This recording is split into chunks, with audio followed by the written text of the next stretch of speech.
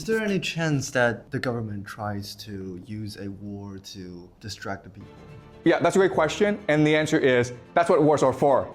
It's to distract the people, right? Because if you don't distract the people, they'll come and revolt against you. That's your option. War or revolution? I think war's the better option. That's why we're heading into a world at war. So last class, we learned about monotheism, which is the idea of one true God. And as I said last class, this marked an intellectual revolution in human history. And from monotheism, we developed three new ideas, which are money, individual, and the nation state. It's important to note that these ideas have always existed in human history, but with monotheism, these ideas became the dominant paradigms. And together, they will give us modernity and create the world that we live in today. Okay, so that's what we discussed last class. And remember, last class, we also discussed that this created a lot of problems for us. There are a lot of benefits, but there are also a lot of consequences. Okay, so we're going to continue the story of humanity today. And today, I want to focus on a very specific question. Why do societies rise and why do they fall? Okay, and I know that these first few classes may seem abstract and theoretical, but that's because we're developing the analytical models in order to better understand our world. So as we move on, we will start looking at very concrete examples. But for the first few classes, please be patient. We are going to develop the theory to understand the world. All right? So let's discuss societies, why they rise and why they decline. Now, unfortunately, we live in a world in decline. So there are lots of signs that the world is in decline. What are these signs? Shout out some signs. Wars?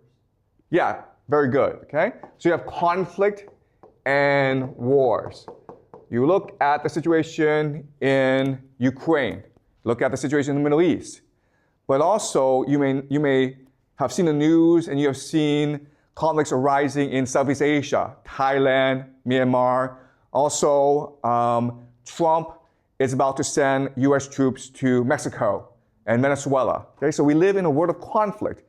And that tells us that the world is in decline. What are some other signs? Environmental issues. Good, yes. So you have climate change. Okay, we are putting too much pressure on the environment, so the air, the water, the land is becoming much more toxic. Okay, good. What else? Good, yes, unemployment is going up. But not only that, but people's attitude towards work is declining. We live in an age when people don't take work that seriously. People are not as enthusiastic. They're not as motivated to work hard as before. And we call this in China the Bailan age, right? The age of Bailan, meaning let it rot. Like, who cares? Don't take things too seriously. In America, the term is called quiet quitting. Okay, you pretend to work, but you're not really working. What are some other signs?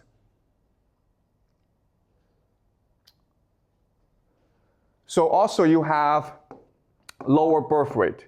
And this is a very important sign, right? Because if you think about it, if young people refuse to get married and have babies, eventually the world is going to die off, right? So this is actually a very important sign that the world is in decline. And we're seeing this happen throughout the entire world in all societies. The only exception is Israel. and Georgia. But these are very small, rare cases. For most societies, there's rapid decline in birth rate. What are some other signs? Okay, you see a lower standard of living. Okay? And all this means is that inflation, right? So people make less money and they can afford less. Prices go up, but people's wages go down. So that's another sign of decline.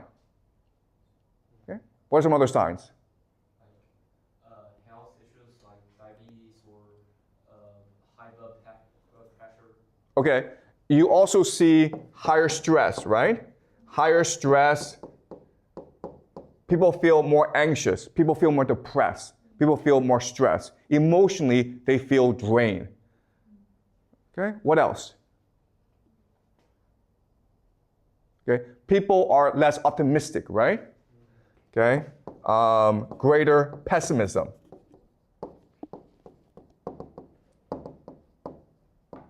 Okay, also, and this is really important, is the idea of debt, right?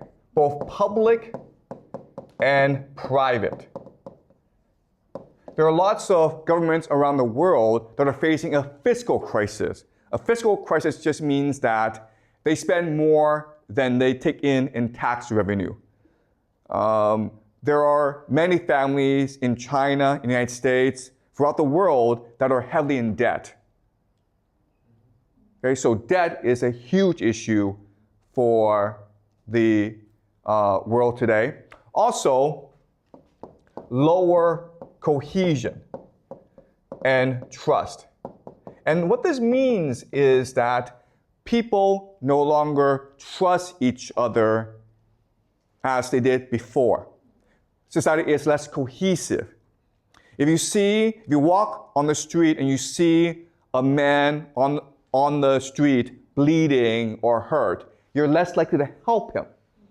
Okay, and this is very true not only in China, but also elsewhere as well. So lower trust issues.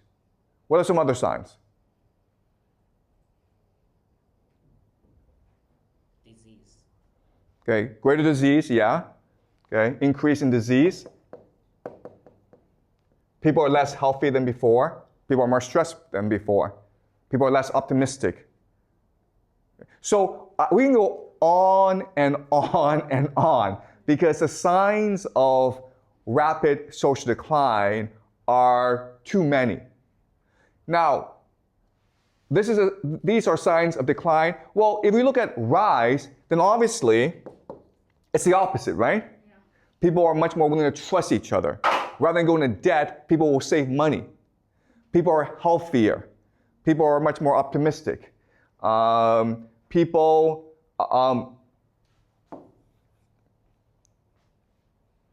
are having lots and lots of babies, right? People are employed. Okay? So these are all signs that society is in decline. The rise, it's the opposite. Also, another sign of decline that's very important that doesn't really happen in China, but happens in the Western world is immigration. Okay? Immigration. Immigration is a huge issue in the Western world, and we will discuss immigration in future classes. But immigration is a sign of decline because it reduces cohesion. Okay? And it also reduces the standard of living. Okay? Another sign of decline is also housing prices go up. So people can no longer afford to buy a house. This is true in China. Young people can no longer afford to buy a house, but it's also true throughout the world. Okay? It's really hard for young people to get by. Okay? All right. Also, fiscal crisis. Right? We talked about this. But the idea of fiscal crisis is the government cannot afford a lot of public expenditures. in the future, maybe 5, 10 years from now, pension will be a huge problem for governments. Okay? So these are all signs of rapid decline. All right, now having done this, what I'm going to do now is go over some theories as to why this is happening. Why is the world in decline? Okay? And there are lots and lots of theories, but I will present 3 theories to you that I think are interesting. Okay? The first is the idea of financialization. And this theory is proposed by an economist, a French economist named Thomas Piketty. Okay? And he wrote a book called Capital in the 21st century.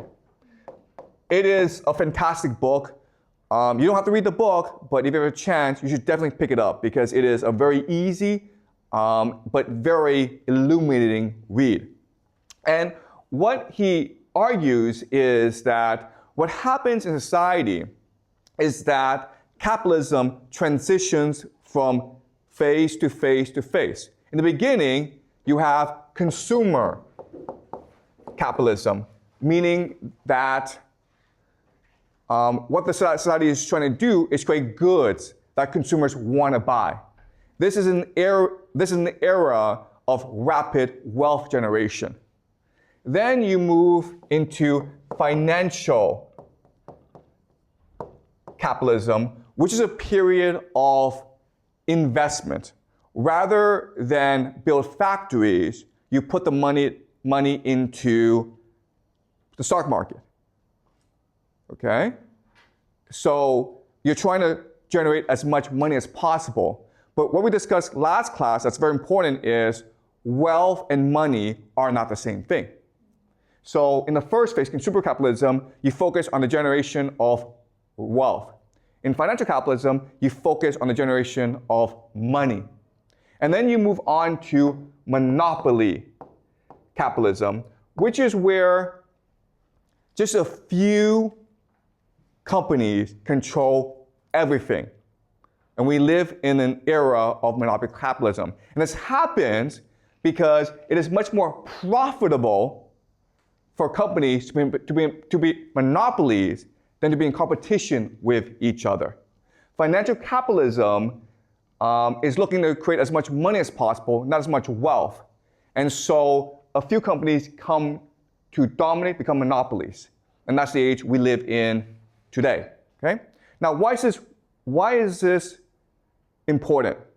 It's important because when we make this transition, people are no longer focused on working hard. They're only focused on speculating. All right? So let me give you an example. Let's just say I'm an entrepreneur and I want to make as much money as possible. Well, what I do is I build a factory. When I build a factory, I'm creating real wealth because a factory requires you to hire workers. It requires you to build technology. It requires you to build goods that people want to buy. But after I build a factory and I make a lot of money, I want to take this money and let it grow as fast as possible, so I put it in a stock market. Okay? And that's just how people behave. The problem is that if too many people do that, then no one's really working. No one's creating real wealth in the economy. The other problem is that because of the way capitalism is set up, if everyone's putting the money in the stock market grows too fast. And the real economy does not grow that fast, okay? And the difference is stark.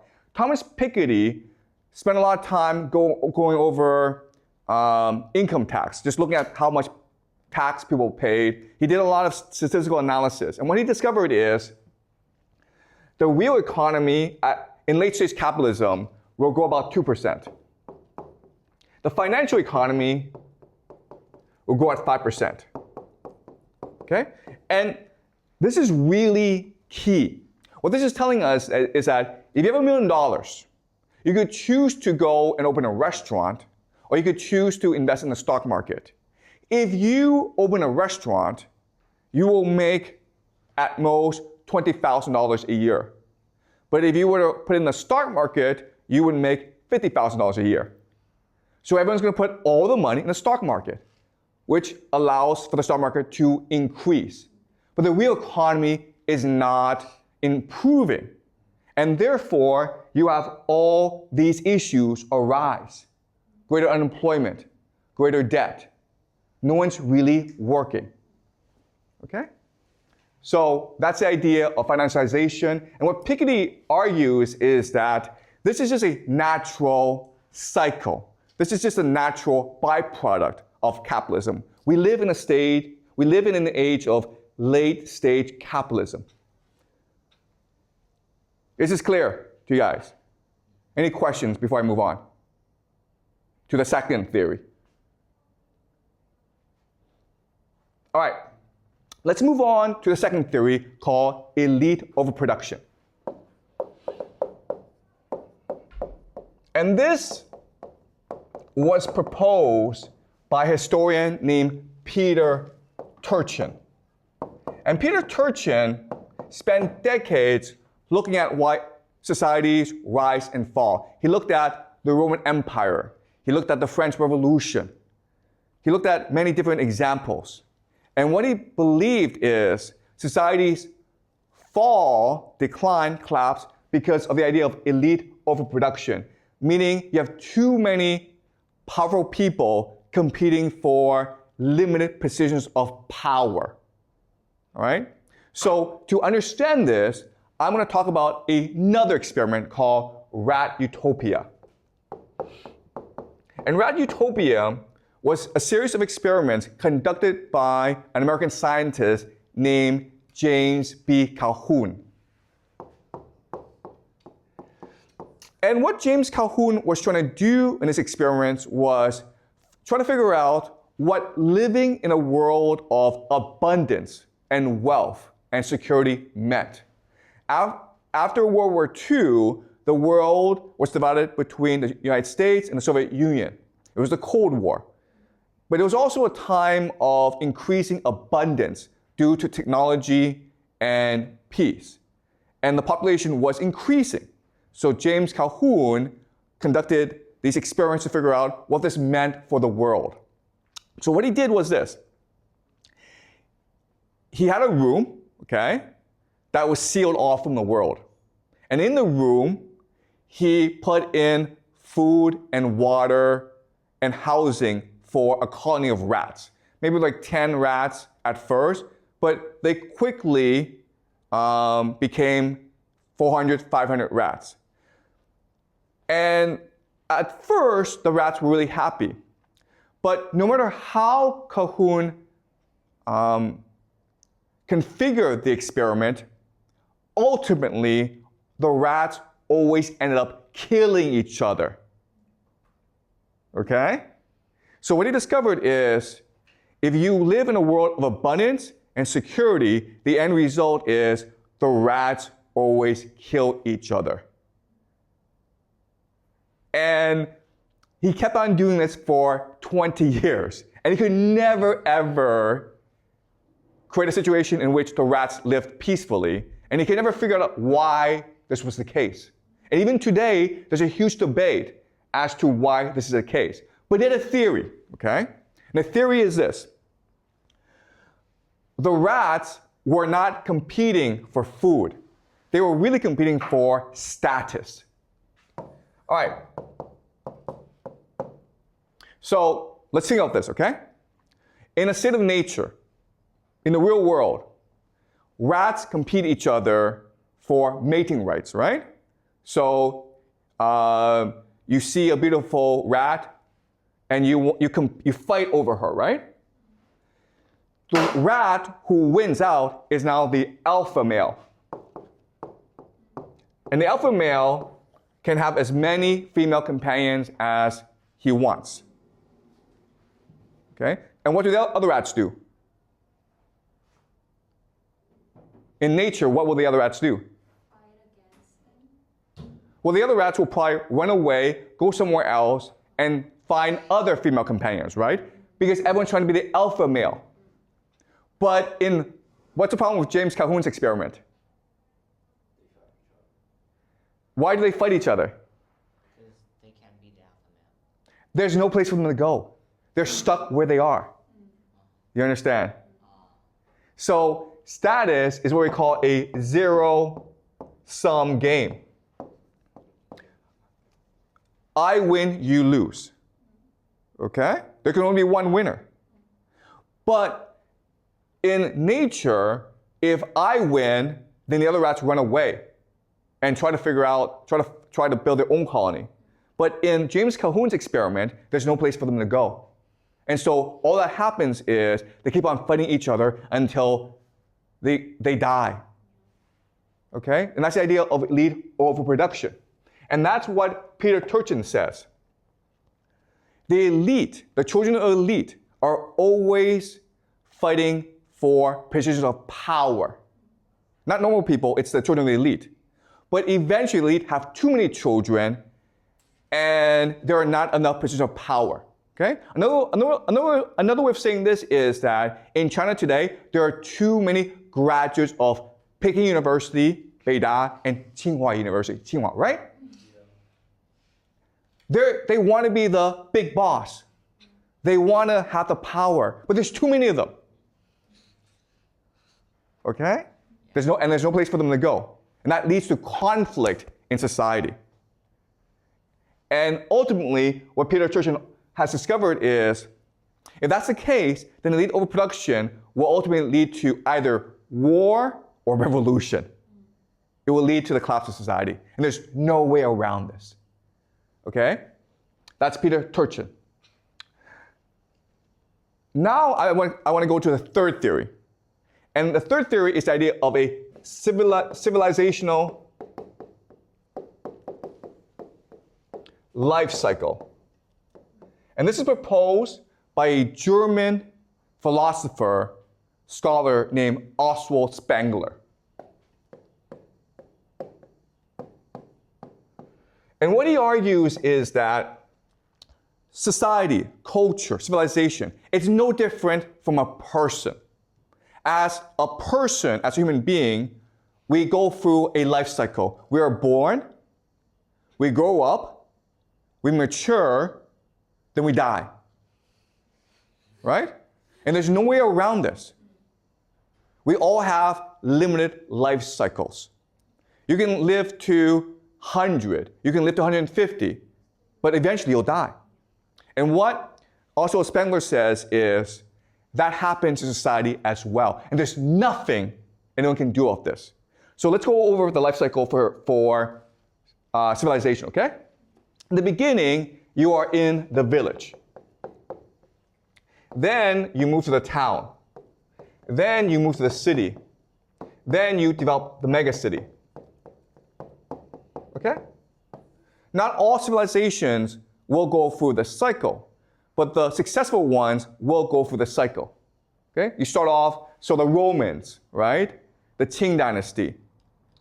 You start off in a village, then if you're successful in the village, you build a town, then when you're in a town, and you're successful, you defeat other towns and you build a city, and you become a megacity.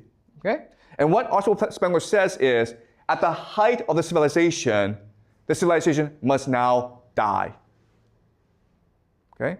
So let's go over the theory. Well, in the village, life is pretty simple. People work hard. Okay? They are united. They have a collective mentality. Everyone's helping each other.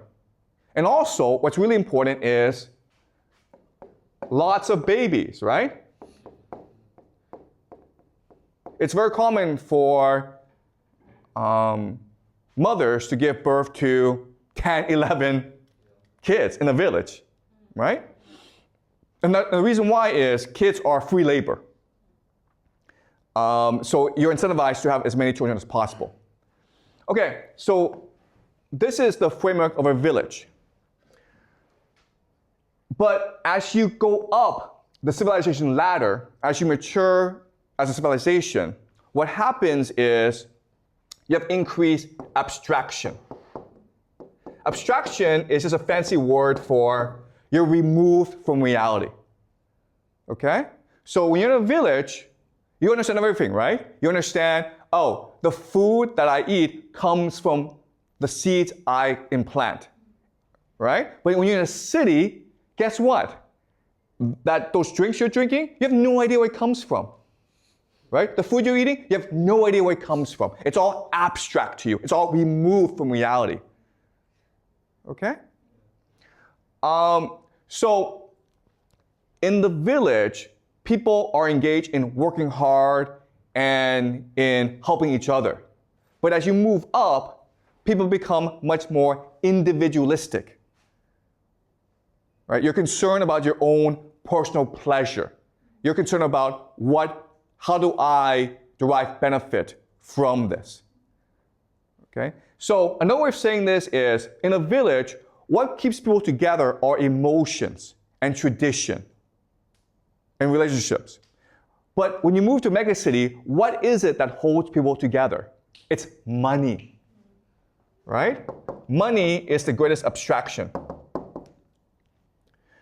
The problem with money is that it means we don't have to ever trust each other.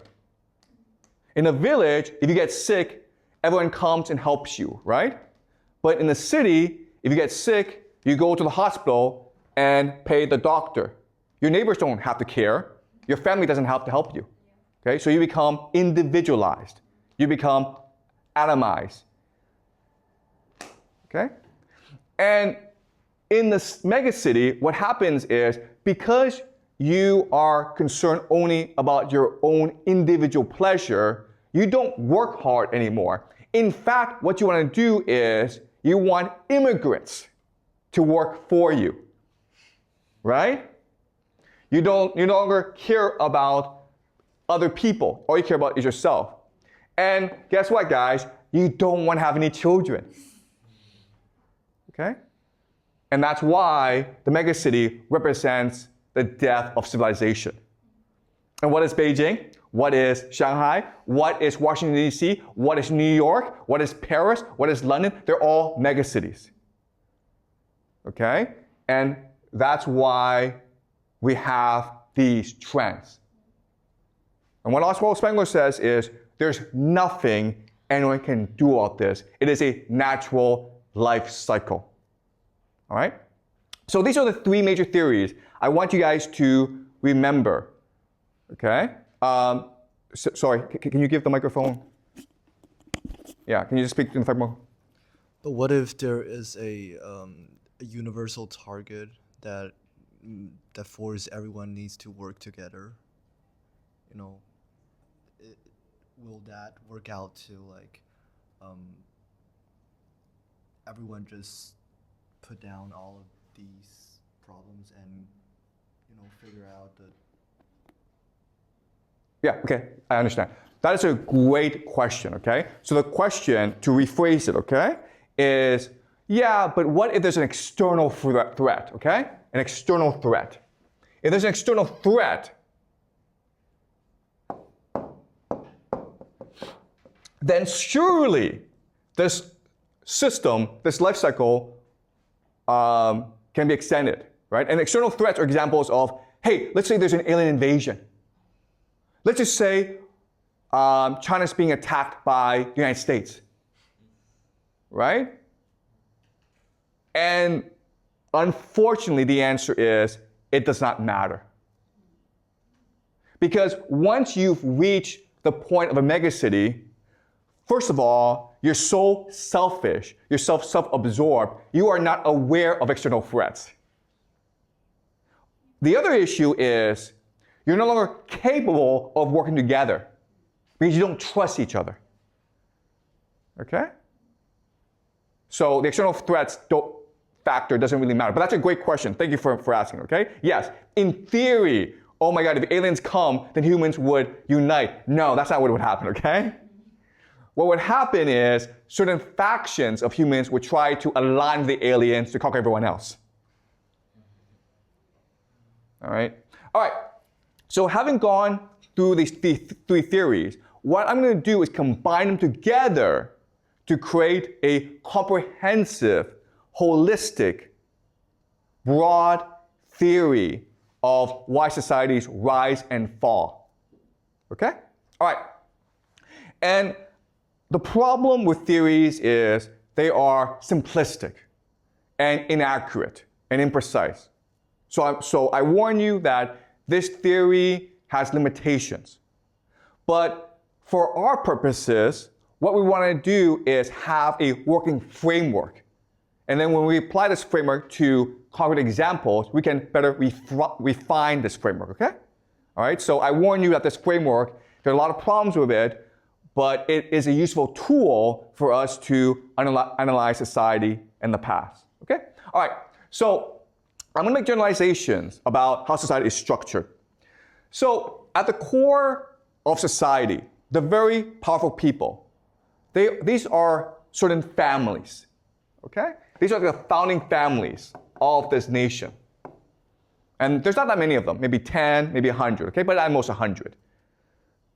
So if you go back to the Roman Empire, and the Roman Empire controlled most of Europe, as well as Anatolia, Egypt. It was a huge area, but really there were only about 200 families that controlled the Roman Empire, okay? All right, so how these families express power, how they control power in society is through three mechanisms, okay? Three pillars of power. And these three pillars are finance. Okay? Finance, we talked about last class, it's just central banking. All right? Second pillar is religion. Religion is just what people believe, how to control what people believe. Now, the religion of today is science and technology. Okay? And the third pillar is intelligence or spies. All right? Now, for the purpose of, to save time, I'm not going to go too deeply into intelligence and religion, but I will in future classes, okay? I just need you to remember that there are three pillars of power at the core of society: finance, intelligence, and religion. And it's their nexus, their combination that allows the elite to control everyone else, okay?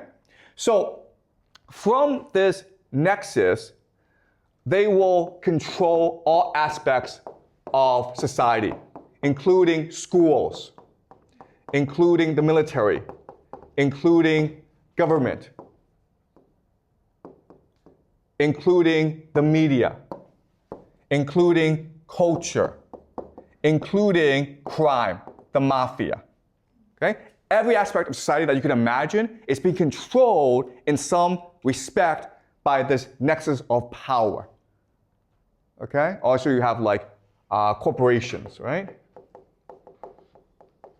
And then at the outer edge are the people. Okay?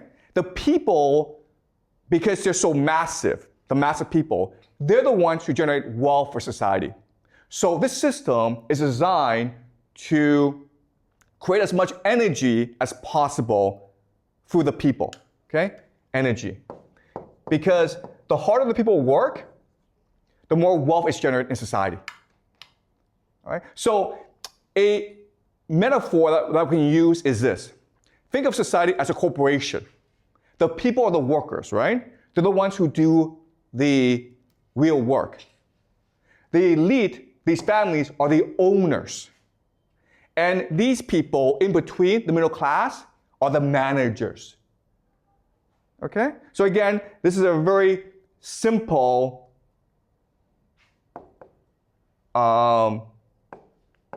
metaphor, and it's not accurate, but it's useful for analysis. Okay? So the families are the owners of the corporation, the people are the workers, the people in between, the managers, are the managers. And we call these people the middle class. There have been other names for it in China before in history. We call them the scholar officials, right? Another name for them is something called the professional managerial class, PMC. Also, another name for them is the petty bourgeoisie. Okay? Again, you don't need to know these names. For the purpose of simplicity, we will just call them the middle class. All right. Does that make sense?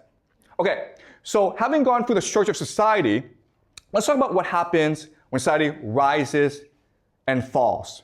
Okay? When it rises, the dynamic of these three groups, it's very interesting. When it rises, the families who own the nation are happy to let the managers control society. And this is what we call democracy, right? And the managers are always providing feedback to the families and saying, we should treat workers better. If we treat workers better, then they will work harder. Okay? And at this point, things are great. The people feel that they have a voice in the system, they're making good money, everyone's really happy. But what happens because of the elite overproduction is these families produce too many children who want positions of power. Basically, they want to spend money from the corporation. And now the corporation is in trouble. It's in debt. Okay? So at this point, what happens is this.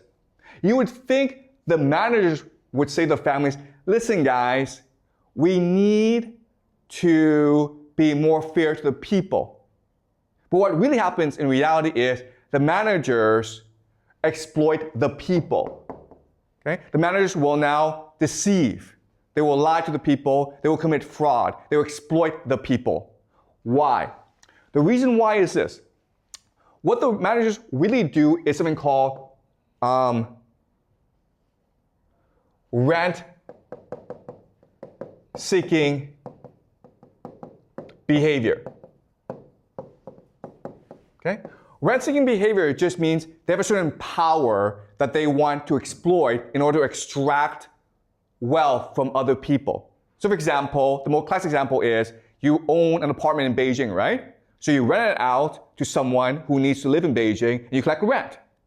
Well, this is true for a lot of people. So if you are a lawyer, you collect rent because only you can work in the court system.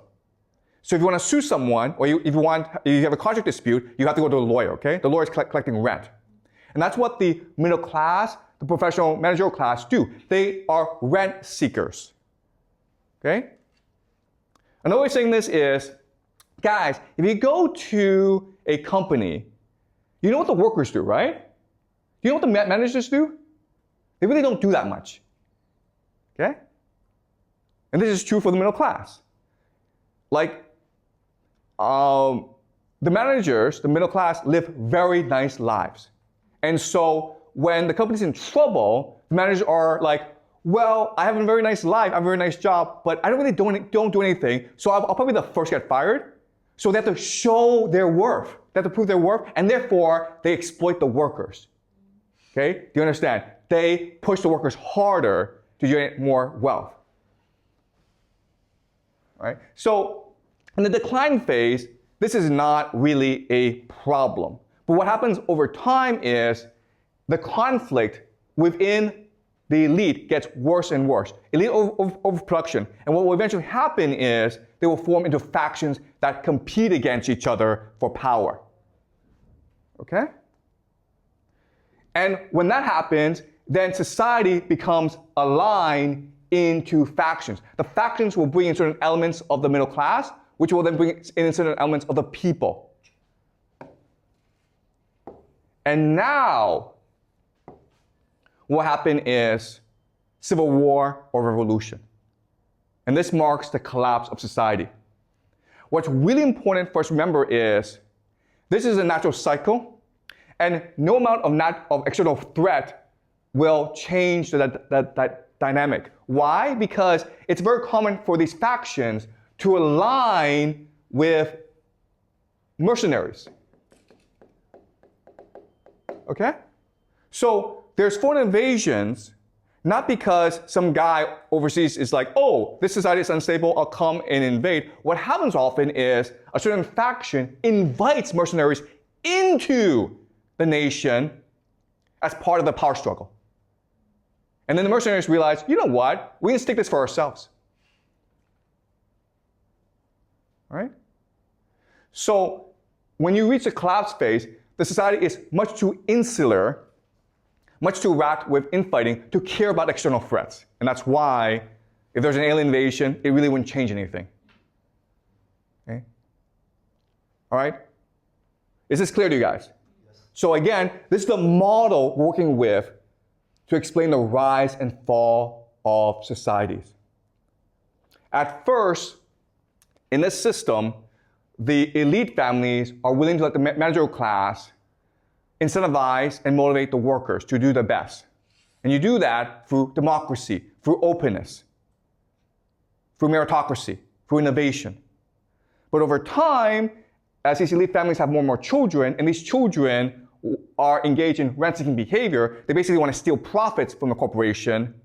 The corporation runs into trouble, and the managers are forced to coerce the people, which leads to greater conflict.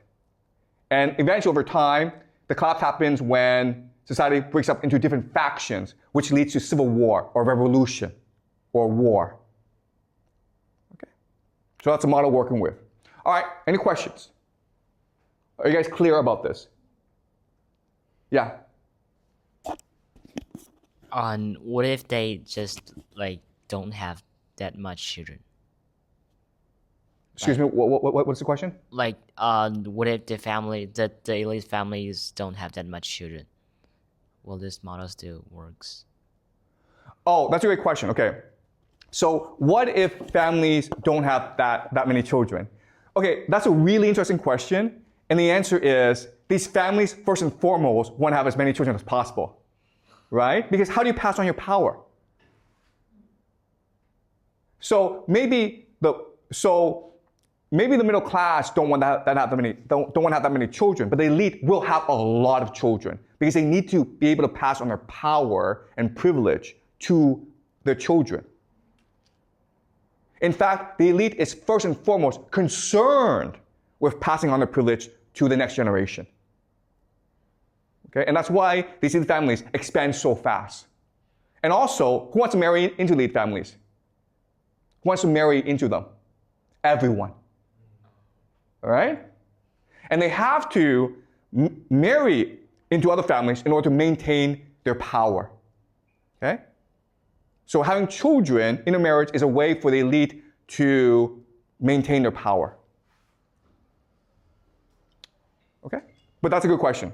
Any more questions before I continue? Okay, so let us summarize what we've learned so far and discuss what is it that allows societies to rise and fall. So we'll look at three phases: the rise, the decline, and the collapse. Okay, so when I mean decline, I don't mean like things are getting worse. I mean things aren't improving, okay? So rise is when things get better. Decline is when things are stagnant or getting slightly worse. Collapse is when the society is about to fall apart, okay? So if you look at these three particular phases of society, there are different characteristics. When a society rises, it is first and foremost open. Open just means that you have opportunities for social mobility in the society. If you're a poor person, you can make money. You can become wealthy. Your talent is appreciated. It's a meritocracy. It's innovative. If you criticize society, people are like, thank you for criticizing us because criticism makes us better people. Okay, there's open debate. Now, what's really interesting is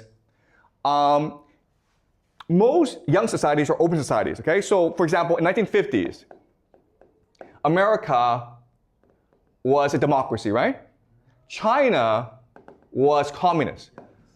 But, this is really interesting, in the 1950s, they were both open societies. You could criticize leaders. In fact, you were encouraged to criticize leaders. China was as democratic back then as the United States. Okay? So it's not about political systems, it's just about the what stage you are in social development. So if you're young, you're going to be open, you're going to be democratic, you're going to be meritocratic. You want to learn, so you will listen to criticism, okay? That's the first great characteristic of a society on the rise. It's openness. But when you reach a decline phase, guess what? Society becomes bureaucratic. Okay? Bureaucratic. Why? Because if we go back to this model, as a company loses more and more money, the managerial class is concerned with maintaining their jobs. So they become bureaucrats. Okay? They have to prove their worth. So they create a lot of paperwork. They make everyone follow the rules. Society becomes more and more bureaucratic. Then in the collapse phase, society becomes authoritarian. Okay? Before decline is about following the rules. Now it's just rule by force. Okay? But there's another way of saying this. In the rise phase, what matters is the consent.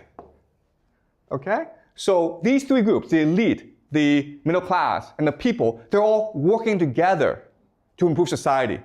There's consent. But when you hit the decline phase, now there's deception. And then when you hit the collapse phase, it's coercion. So let me give you an example. Let's just say we are in the rise phase, right? Well, we want to go to lunch. So we discuss where we go to lunch.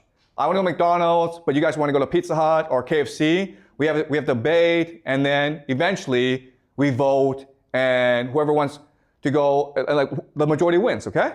That's the consent phase. When we hit the decline phase, deception, I'm the teacher, so I say to you, hey guys, let's go to McDonald's because Wang Fei will be there, or Jack Ma will be there, or it's free hamburgers today, okay? I'm lying to you to get what I want. And then in the collapse phase is, I say to you, I'm the teacher and I will beat you up if you don't listen to me. Okay? So in the rise phase, what matters first and foremost is unity of the people. We're all working together. There's empathy. There's concern for other people. I want to be your friend. We need to work together to make society better. Okay? But in the decline phase, it's really about stability. It's about making sure that society maintains the status quo. Okay? When we reach the collapse phase, it is survival. Screw you. I want to live, and if I have to kill you, I'll kill you. All right? So this is a map that shows us what happens when society rises, declines, and collapses. Now, what's really interesting about this is the timing, okay? So if you actually look at societies, the timeline, it goes like this, okay? There's a steep rise, the decline is slow, and the collapse is sudden. So people think, oh, decline, things get worse, but we follow this trend, we'll still be here, but actually the collapse happens really fast. Why? The reason why is this system cannot survive external shocks. So external shocks is a perfect storm of crises. So another way of saying this is, maybe society prepares for, okay, if there's a plague, we'll do this. If there's a climate crisis, we'll do this. If there's a drought, we'll do this. If there's a war, we'll do this, okay? But what society is not prepared for is these things happening all at once. The plague, the drought, war, revolution, they all happen at once. It's a perfect storm. And that's what leads to the collapse, because society is not prepared for this. Okay? And why is society not prepared for this? Because when you hit the authoritarian phase, you're not allowed to criticize the system anymore. The problem are those who speak out. The problem is those who point out the problems of society. In the rise phase, those who criticize society are the heroes. They are appreciated. They are rewarded. In the collapse phase, those who speak out are the enemies of society. And therefore, society cannot be prepared for any external threats, which leads to its collapse. Any questions? Okay, so this is the analytical model that we're working with. And again, we're going to apply it to the present, and then we're going to apply it to the past. Okay? So with this analytical model, what we can do is make certain predictions about the future. So I will make these predictions.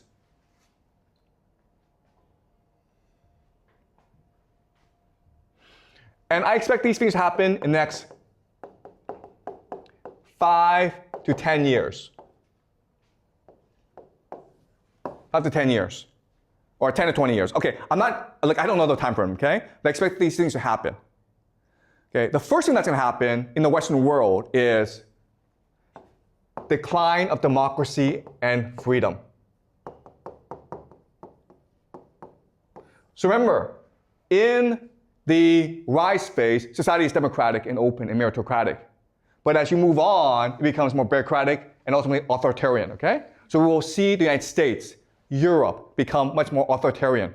You will see a collapse of democracy and freedom in these nations. And already we're seeing this happen in the United States, where Trump is using more and more military to resolve issues, right? So that's the first prediction. And this is going to happen throughout the Western world. Second thing is economic collapse. So as people have less and less right to speak up, they feel less invested in the system, they're less willing to work. Therefore, you have economic collapse. People don't believe in the system anymore. Okay, the system is in crisis. This will lead to immigration.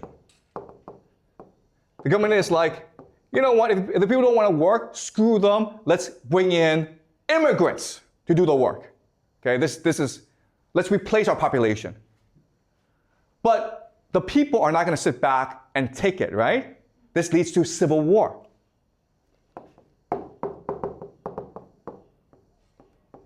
People are not killing each other on the streets. And the government is like, you know what, if we continue to let them fight, eventually they're going to come after us. So what we'll do is send them off to like these stupid, pointless wars overseas.